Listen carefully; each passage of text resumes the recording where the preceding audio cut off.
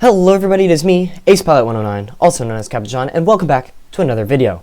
In this video, I'm actually going to be doing a review over the E-Flite T-28 Trojan 1.1m RC airplane. Now, the reason I got this airplane is because it's relatively new. It's a 1.1m aircraft. My last airplane from Horizon Hobby was the Aero Scout. So the idea was that I would be able to get a more sporty airplane, because obviously this airplane is more sporty than a trainer, but still have the same wingspan as the Aero Scout and theoretically be able to fly in the same space as the Aero Scout. Now, the first thing I noticed when flying this airplane for the first time was that it lands much faster, and the tricycle landing gear cannot absorb the same amount of force as the Aero Scout. Obviously, the Aero Scout has bigger tires and the landing gear is very beefy. It's a trainer, it's built for this. After about a week, I was able to fly it comfortably and land it comfortably and easily, but every now and then I still have a little hiccup coming in too fast. Especially on concrete, it will roll and roll and roll because, well, it just does not like to slow down. This is where the first problem came up. The landing gear. The landing gear broke. The front nose wheel, like about 3 flights in, cracked right down the middle.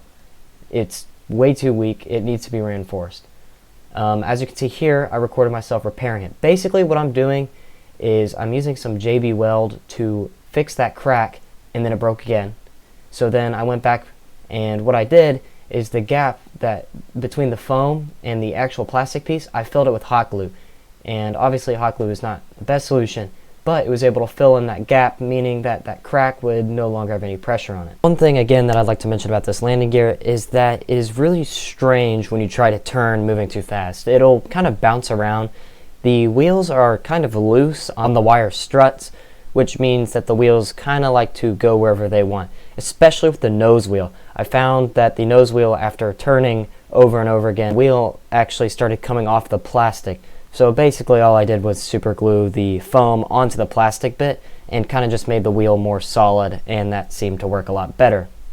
Now, the most annoying thing that came up immediately after I took this out of the box was that the paint on the airplane does not stick very well. You have to be so gentle with this airplane. There are so many white marks where the foam is exposed because the white paint came off. It's not like normal paint. I'm not really sure what the process is, but it's this weird chippy stuff. So as soon as you get an edge exposed, it'll just chip and chip away from it. You can see it on the edges of my hatches and on the wingtips and near the tail. Admittedly, the wingtips and the tail is from striking it on the ground, but still, the paint is not anything to write home about, and it kind of was unexpected that it would be so fragile. So you've got to be quite careful with it on the ground. Now, my last major complaint is something that I feel like should have been addressed by Horizon Hobby. But basically, the aircraft's battery tray is non-existent. What they've decided to do is use a foam friction fit where the battery slides in. Now, that might not sound like a problem, but after flying this airplane for about 2 months on a 4-cell and 3-cell battery, the 3-cell battery no longer fits. It is too loose. It will fall out of the airplane.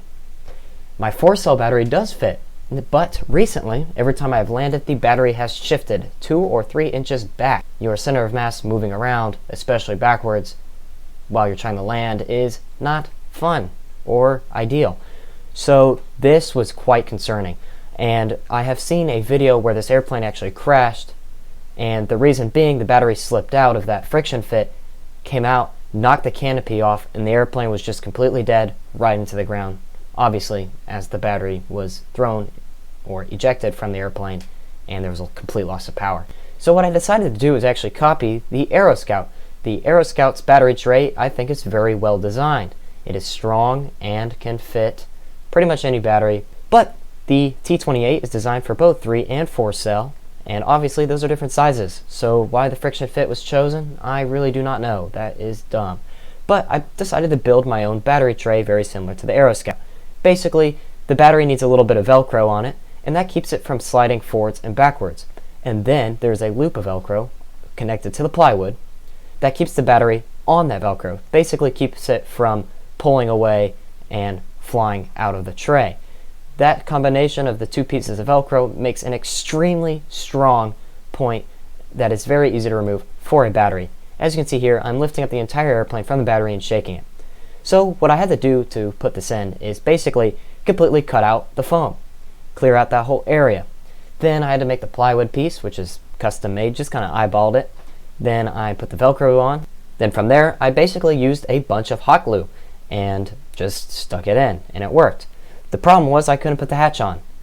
So the pilot, unfortunately, in the cockpit had to be removed because the little part that sticks down just got in the way. So if you do this modification, you might want to cut out more foam and actually put the tray lower in. That way you don't have to modify the hatch. Now, I didn't mind cutting out the pilot and cutting a hole in the hatch the way I did because I actually was planning on putting my action camera in there to get a cockpit view. So that ended up not being that huge of a problem. But keep that in mind. This works so much better. It is so much easier to get the battery out, so much easier to put it in, and I feel so much safer knowing that my battery is actually strapped down. Now, my last point to anybody who's looking at purchasing this airplane, I will say this is an absolutely fantastic airplane. This would be a great second step from a trainer because it is a similar size to the Aero Scout, especially if you have the Aero Scout, it's a great second step.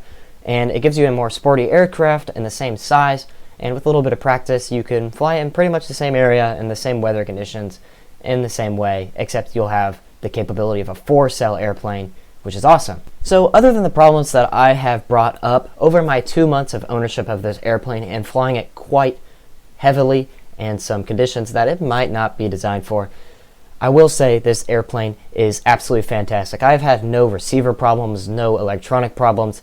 Every time I plug it in, it turns right on and boots up. Absolutely fantastic, just like my Aero Scout. Hopefully this airplane can last just as long. The airplane is great, other than what I've brought up, as I mentioned. So I do not want this video to be taken as a attack on Horizon Hobby and E-Flite. This is just some critiques that I would like to bring up and share with people, especially the buyers. But if Horizon Hobby sees this, hopefully they can take some notes on this and improve their product, because that is a win-win for them and the consumer. So thank you very much everybody for watching, and I really hope you enjoyed this video and found it educational, useful, or entertaining in some way, shape, or form. If you did, please consider liking, sharing, commenting, and subscribing, as it helps my channel grow. And like I said, I really hope this video helped you out, and leave a comment if you have any questions whatsoever, and I will do my best to answer them. That is the whole point of this channel. Anyways guys, thank you all for watching, and I will see you in the next video.